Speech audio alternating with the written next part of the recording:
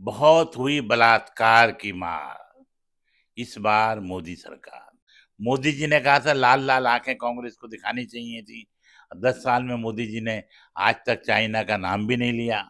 हिंदू मुस्लिम, हिंदू मुस्लिम।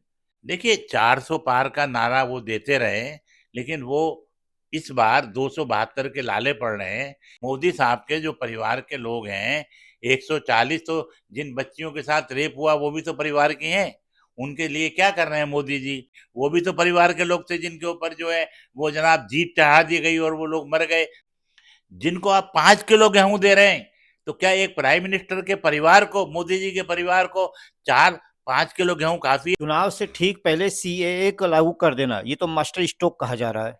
नहीं नहीं नहीं, ये जीरो स्टॉक है, ये सड़ा हुआ स्टॉक है।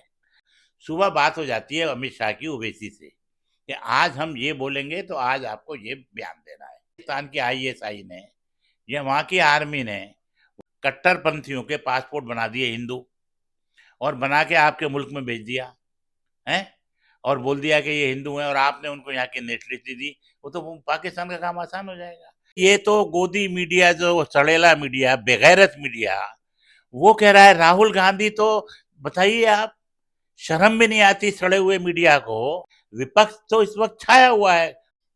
रियल एक्सप्रेस में आप सबका बहुत स्वागत है। दोस्तों, चुनाव आयोग ने लोकसभा चुनाव की तारीखों का ऐलान कर दिया है। तमाम पार्टियां जोर लगा रही हैं, देश भर में गहमा गहमी है। और आज हम आप पहुंचे हैं मशहूर समाज सेवी और वरिष्ठ समाजवादी नेता वसीम अहमद गाजी साहब के पास। और वसीम गाजी साहब से जानने की कोशिश करेंगे कि देश में जिस तरह का माहौल है या जिस तरीके से नरेंद्र मोदी का पिछला कार्यकाल रहा, इस चुनाव में देश की जनता का आखिर मूड क्या है। गाजी साहब, मैं आपसे जानना चाहता हूं, क्या मोदी जी के कार्यकाल से देश की जनता संतुष्ट है? देखिए, जब 10 साल पहले मोदी जी आए थे, मैंने भी वोट दिया था। ये सोच के दिया था कि उन्होंने बहुत सी बातें ऐसी कही कि जिनको देख के हमें उम्मीद थी कि हिंदुस्तान में इनकलाब आ जाएगा। मिसाल के तौर पर, बहुत हुई बलात्कार की मार, इस बार मोदी सरकार।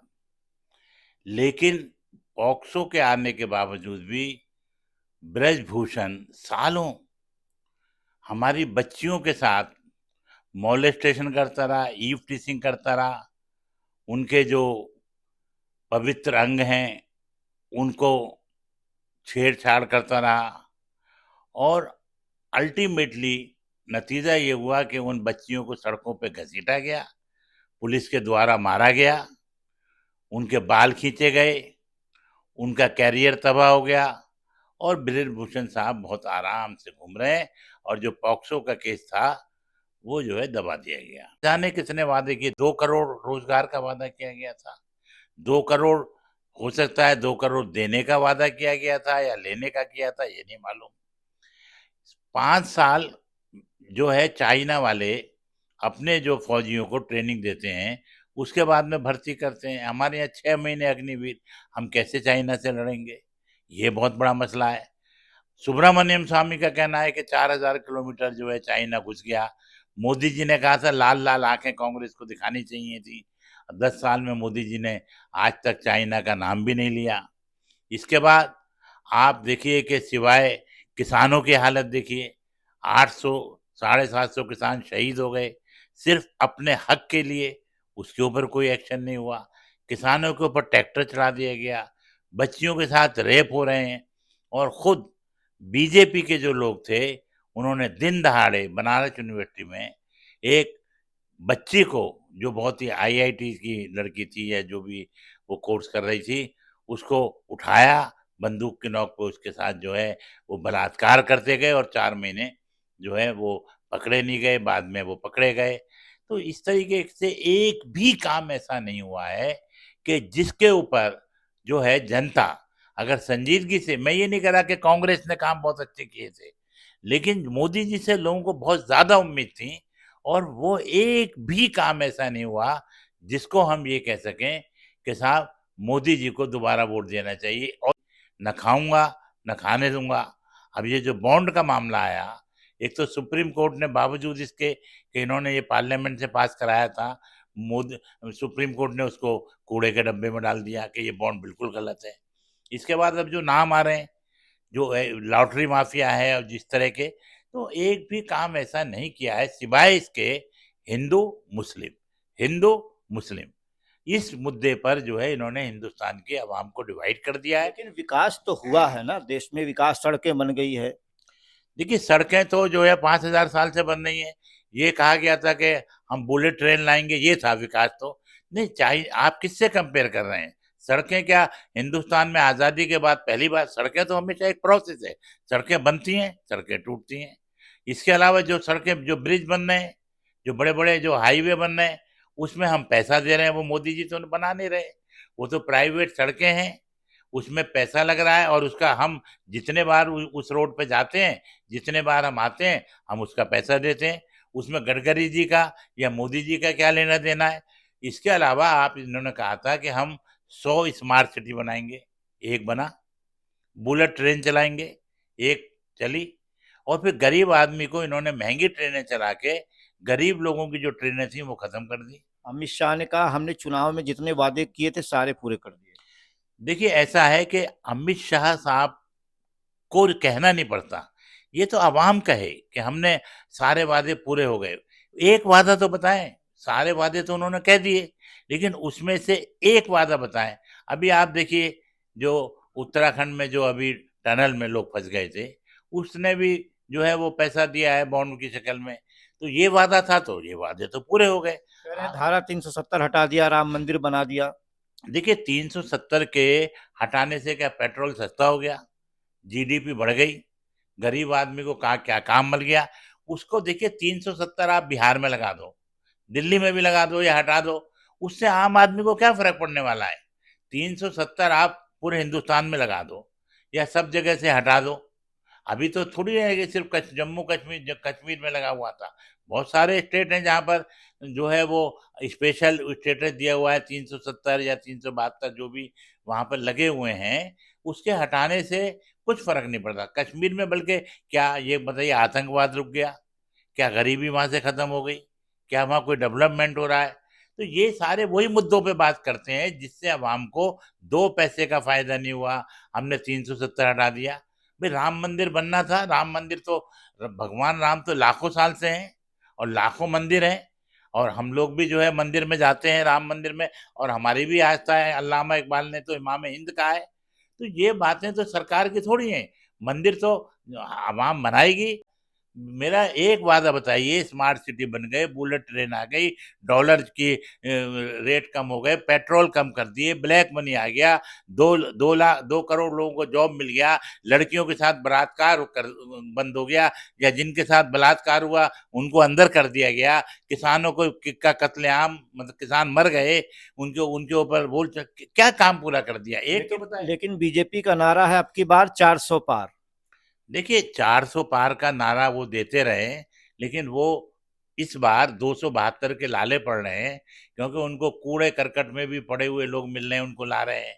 नीतीश को मना के लाए, ईडी का इस्तेमाल हो रहा है, सीबीआई का इस्तेमाल हो रहा है। तो सारे, पासवान जैसा चिराग जिसका एक एमएलए नहीं है, उसको जो है उसकी खुशामद की जा रही है, पशुपति को लाया जा रहा है, जयंत चौधरी को जो है वो उसको लाया जा रहा है, और चौधरी चरण सिंह को जो है जनाब वो अवार्ड दे दिया गया। तो कुछ नहीं है। हकीकत ये है कि 272 भी अगर आ जाएं, एंटी इनकम्बेंसी इतनी है कि अगर 272 भी आ जाएं, तो कैसे 400? भाई या तो आपने ईवीएम में कुछ कर रखा होगा, आप कैसे वादा कर सकते हैं? मोदी तो कह रहे हैं कि 140 करोड़ लोग मेरे परिवार के लोग हैं। भाई मोदी साहब के जो परिवार के लोग हैं, 140 तो, जिन बच्चियों के साथ रेप हुआ वो भी तो परिवार की हैं। उनके लिए क्या कर रहे हैं मोदी जी?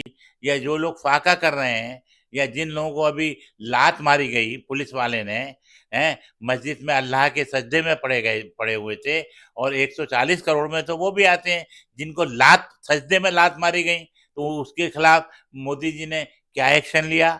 वो किसान अभी जो 700 मर गए वो भी तो परिवार थे, उनको क्या मुआवजे दिए गए? उनके परिवारों को क्या नौकरी दी गई?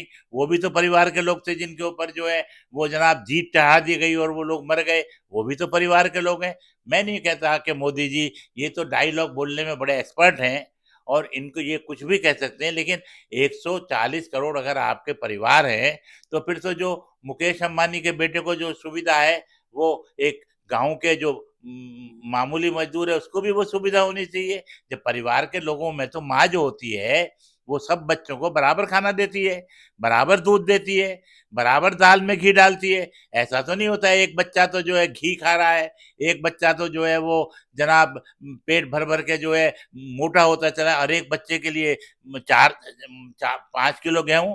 तो खुद इन्होंने बोला है कि मोदी जी, मैं आपकी इस बात की कदर करता हूं कि आपका देश परिवार है, लेकिन जो 84 करोड़ लोग जिनको आप 5 किलो गेहूं दे रहे हैं, तो क्या एक प्राइम मिनिस्टर के परिवार को, मोदी जी के परिवार को 4-5 किलो गेहूं काफी है? उनको टूथपेस्ट नहीं चाहिए? उन बच्चियों को जो नेचुरल प्रोसेस में दिक्कत होती है, उनको बच्चियों को कुछ सामान चाहिए, ऐसे सैनिटेशन के सामान चाहिए, उनको प्रोटीन चाहिए, उनको उस वक्त होमोग्लोबिन चाहिए बच्चियों को, उनको पेन होता है उसकी दवाइयाँ चाहिए। तो उसमें जो हमारे 100 करोड़ परिवार के लोग हैं वो कितनी परेशान है बच्चियां, उनके पास सैनिटेशन के सामान नहीं है, वो रोती हैं जब उनको अपना जो नेचुरल प्रोसेस होता है उसमें वो लड़कियां बिलखती हैं, भूखी रहती हैं, आयरन नहीं होता, दवाएं नहीं होती हैं। 5 किलो गेहूं पे लोग चल रहे हैं, उसको पिसवाने जाएं कि खाएं हैं? उसमें जो है जनाब वो भी सड़ा हुआ आप दे रहे हैं। परिवार आपके 84 करोड़ परिवार तो आप कह रहे हैं कि सड़ा हुआ गेहूं खा रहे हैं। तो ये डायलॉग है, इन डायलॉग से कुछ नहीं होता। वो तो भगवान राम जब क्या राम राज्य था तो भगवान राम भगवान कृष्ण कहते थे कि ये मेरा परिवार है, और वो उनके साथ सबके साथ बराबरी करते थे। चुनाव से ठीक पहले सीएए को लागू कर देना, ये तो मास्टर स्ट्रोक कहा जा रहा है। नहीं नहीं नहीं, ये जीरो स्टॉक है, ये सड़ा हुआ स्टॉक है। ये सीए है क्या? ये तो कुछ भी नहीं है। सिटीजन अमेंडमेंट बिल जो है ये है क्या? इसमें देखिए कुछ भी नहीं है, फ्रॉड है। ये क्या हुआ है कि ओवैसी, जानते होंगे फ्रॉड है, ओवैसी के ऊपर से आज तक ईडी की और सीबीआई की रेड नहीं हुई, जबकि कविता को अरेस्ट कर लिया गया।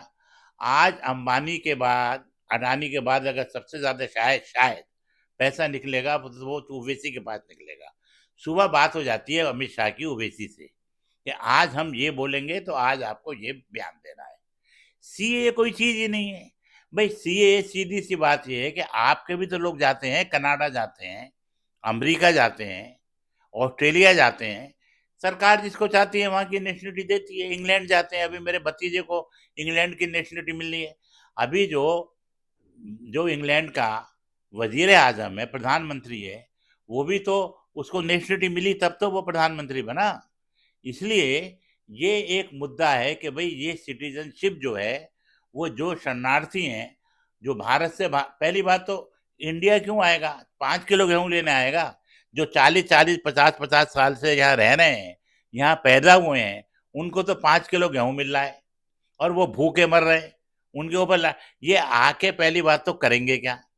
दूसरी बात, सपोज कीजिए कि पाकिस्तान की आईएसआई ने या वहां की आर्मी ने कट्टरपंथियों के पासपोर्ट बना दिए हिंदू, और बना के आपके मुल्क में भेज दिया है, और बोल दिया कि ये हिंदू हैं, और आपने उनको यहाँ की नेशनलिटी दी, वो तो पाकिस्तान का काम आसान हो जाएगा। दूसरी, हमारी जो नौकरियां हैं वो पाकिस्तानियों को दें, वो क्यों आएंगे भाई? आपको वो दुबई जाएंगे, वो कनाडा जाएंगे, सऊदी जाएंगे। आपके तो लोग इसराइल जा रहे हैं, वहां मर गए भी कुछ इंडियन। अभी आपके जहां इसराइल में युद्ध चल रहा है, जहां हिजबुल्ला और हूती जो है वो हथियार फेंक रही है, अभी आप इसराइल में लाइन लगा के भेजे, आपके आदमी मर भी गए। आपके तो अपने लोग जा रहे हैं इसराइल मरने के लिए, और आप पाकिस्तान से, बांग्लादेश से, जिसकी बांग्लादेश के से क्यों आएगा आदमी? उसकी करेंसी शानदार हो गई है, खूब काम, बांग्लादेश आगे बढ़ गया है। ये सिर्फ इलेक्शन के लिए एक मुद्दा है। सिटीजनशिप आपको देना है, दो ना किसी को। आप, पूरी दुनिया देती है भाई, कौन नहीं देता अच्छा सिटीजनशिप? गाजी साहब, चुनाव सर पर है, तारीखों का ऐलान हो चुका है, लेकिन विपक्ष कहाँ सो रहा है? राहुल गांधी नया यात्रा निकाल रहे हैं और विपक्ष नजर ही नहीं आ रहा है। अरे भाई, ये तो गोदी मीडिया, जो सड़ेला मीडिया, बेगैरत मीडिया, वो कह रहा है राहुल गांधी तो, बताइए आप, शर्म भी नहीं आती सड़े हुए मीडिया को? इन पे अल्लाह की लानत हो। अरे वो बेचारा सड़कों पे घूम रहा है, जनता के बीच में है? 2 महीने से सारा विपक्ष लगा हुआ है, अखिलेश रैली पे रैली कर रहे हैं, पूरा आपके जनाब मल्लिकार्जुन खड़गे जो है जगह जगह। अब जब आप न्यूज ही नहीं दे रहे हैं जर्रा बराबर न्यूज नहीं देते। आप सुबह शाम को रात को आप सारे यूट्यूब चैनल देखिए तो कम से कम 20 करोड़ लोग ऐसे हैं जो असली मुद्दों को लाइव देख रहे होते हैं, पूरा वीडियो देखते हैं। चैनल पे तो थोड़ा थोड़ा देखा, फिर ऐड आ गया, उसके बाद फिर ऐड आ गया, फिर तो लेकिन ऐसा है कि पूरा विपक्ष रूलिंग पार्टी से ज्यादा मेहनत कर रहा है, इसीलिए परेशान होकर इन्होंने उसके कांग्रेस के फंड फ्रीज कर दिए और उन इनको डर है। जगह जगह ईडी की रेड मार के लोगों को अपने पाले में ला रहे हैं। विपक्ष तो इस वक्त छाया हुआ है। आप मुझे बताइए, अरे अभी तो आपका जो लालू जी के जो पुत्र हैं, क्या नाम है उनका, तेजस्वी यादव ने इतनी बड़ी रैली की है। लोग बिहार के लोग बता रहे हैं कि आजाद हिंदुस्तान में इतनी जनता नहीं आई। रात के 2-2 बजे तक जो है जनता आई। अखिलेश खतरनाक रैली कर रहे हैं। ममता जी ने इतनी भाग दौड़ कर रही है, उनको अभी चोट लग गई, जख्मी हो गई वो। तो और क्या विपक्ष करेगा? आपने उनके फंड भी जो है वो सील कर दिए। पूरे लोग मेहनत कर रहे हैं, तो ये क्या कर रहे हैं? यानी कहीं ना कहीं आप मान रहे हैं कि इस लोकसभा चुनाव में विपक्ष जो है एनडीए को टक्कर दे पाएगा। नहीं नहीं, टक्कर नहीं दे पाएगा। एंड विपक्ष को टक्कर देना एनडीए के लिए मुश्किल है। एनडीए नहीं टक्कर दे पाएगा। विपक्ष तो अब एक है, और जहां पर ये एक नहीं हुए हैं वहां स्ट्रेटजी बनाई गई है। मिसाल के तौर पे पंजाब में ये हुआ, केजरीवाल जी के और मल्लिकार्जुन खड़गे के बीच में समझौता हुआ कि अगर हम मिलके लड़ेंगे तो सामने अपोजिशन में वो आ जाएगा, अकाली और बीजेपी आ जाएंगे, तो हम वहाँ उनकी उनका वजूद ही नहीं है, बीजेपी का पंजाब में वजूद ही नहीं है, और अकाली तो उनको रिजेक्ट हो चुके हैं। तो वहाँ स्ट्रेटजी ये बनी कि ये लोग हम लोग मिलके लड़ेंगे, ताकि अपोजिशन में अब जो भी वोट मिलेंगी मिलके भी उतनी सीट मिलेंगी और अलग अलग भी हम ही को मिलेंगी। वहां पर एक स्ट्रेटजी बनाई गई है। बंगाल में ये स्ट्रेटजी बनाई गई है कि ममता जी को फ्री हैंड दिया जाए, लास्ट में 2-3-4 सीटों पे जो है समझौता हो जाएगा। ऐसे ही यूपी में हुआ है कि भाई अखिलेश जी को ज्यादा फ्री हैंड दिया जाए। अभी वहां पर हो गया, बिहार में हो गया, अब बताइए अब महाराष्ट्र में हो गया, सब जगह समझौता हो गया। और जहां समझौता नहीं हुआ है वहां तो ऐसे तो अभी बिहार में, अभी तो आज तक की डेट में बिहार में बीजेपी का भी समझौता नहीं हुआ। आपने देश की राजनीति को बहुत दिनों से और बहुत करीब से देखा है, तो क्या लगता है कि इस लोकसभा चुनाव में एक बार फिर से मोदी आएंगे या बदलाव हो सकता है? नहीं देखिए, ऐसा है कि बदलाव इस वक्त तय है। और जो इनके जो धार्मिक मुद्दे ये उठाते हैं, पहली बात तो इलेक्शन कमीशन को बैन कर देना चाहिए। और वो उन्होंने कल प्रेस कॉन्फ्रेंस करके बोल भी दिया है कि कोई धर्म की बात नहीं करेगा, कोई धार्मिक बात नहीं करेगा। लेकिन बीजेपी ने 10 साल में धर्म के नाम पे लोगों को बांटने के अलावा कुछ भी नहीं किया है। आप जाइए, गांवों में जाइए, आप शहरों में जाइए, आप लोगों से मिलिए, तो वो लोग आपको ये कहेंगे कि साहब 10 साल में, अभी आप देखिए ना कितना बड़ा स्कैंडल हो गया यूपी में। 54 लाख लोग रोड पे आ गए हैं। इलेक्शन उससे पहले जो है जनाब वो पर्चा लीक हो गया। अब ये पर्चा कैसे लीक हो गया? आपने इसका मतलब पैसे जमा करने के लिए पर्चा जो है लीक, पहले पैसे ले लिए, लोगों को जमा कर लिया, फिर पर्चा लीक कर दिया, अब दोबारा से आप करें। तो 54 54 लाख लोग तो आपके जो है रास्ते पे आ गए। और तो आपका क्या गवर्नेंस है? आप क्या ये 54 लाख लोग वोट देंगे? बताइए मुझे। ये 54 लाख लोग जिनका कैरियर खत्म हो गया, जो देखिए इनके खिलाफ बहुत लोग जो है हंगामा कर रहे हैं, पूरी जनता उतरी हुई है रास्ते पे, सड़क। लेकिन अभी 5,000 किसान, 6,000 किसान आए, कोई न्यूज आई? आप बताइए। अभी आए थे कि नहीं रामलीला मैदान में? गोदी मीडिया, अब वो बोलेंगे किसान तो कुछ कर ही नहीं रहे। अभी राहुल गांधी 2 महीने से घूम रहे हैं, कोई गोदी मीडिया ने कोई न्यूज दी? लेकिन लोग जो है बोलेंगे कि साहब मोदी जी को तो आप 100 बार दिखाएंगे, फ्लाइट से जा रहे हैं, फ्लाइट से उतर रहे हैं, परिवारवाद की बातें। अब एक बात को आप 100 बार और 100 चैनल दिखाएंगे तो आपको लगेगा मोदी जी तो बहुत काम कर रहे हैं, अपोजिशन तो कुछ भी काम नहीं कर रहा है। ये वजह है। इस चुनाव में देश की जनता खासकर युवाओं के लिए आपका क्या संदेश है? देखिए, युवाओं को तो अब ये चाहिए कि अपना जो, अगर उनको एक बेहतरीन सरकार चाहिए तो वो बेहतरीन कैंडिडेट जो है वो सेलेक्ट करें। ना मजहब के आधार पे करें, ना पार्टी के आधार पे करें, ना जात पात के आधार पे करें, बल्कि देखें कि वो आदमी जो इलेक्शन लड़ रहा है उसका बैकग्राउंड क्या है। अगर वो अच्छा है तो वो समाज के लिए अच्छा है, चाहे वो किसी भी पार्टी से हो। और अगर वो बुरा है, ब्रजभूषण है, तो वो बुरा है, वो फिर आएगा, फिर रेप करेगा। इसलिए अच्छे आवाम का काम पार्टी को वोट देना नहीं है, आवाम का काम अच्छे कैंडिडेट को वोट देना है। पार्टियों का काम ये है कि अच्छे कैंडिडेट दें। अच्छे कैंडिडेट अगर नहीं देती हैं पार्टियां तो उनको हराया जाए।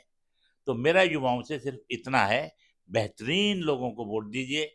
जैसे शास्त्री जी थे, आप पटेल साहब थे, मुलायम सिंह यादव थे, आपके सरदार पटेल थे, मौलाना अबुल कलाम आजाद थे। इस लेवल के अगर लोग या उनकी छवि के लोग खड़े हों तो उनको वोट दिया जाए, चाहे वो किसी भी पार्टी से हो।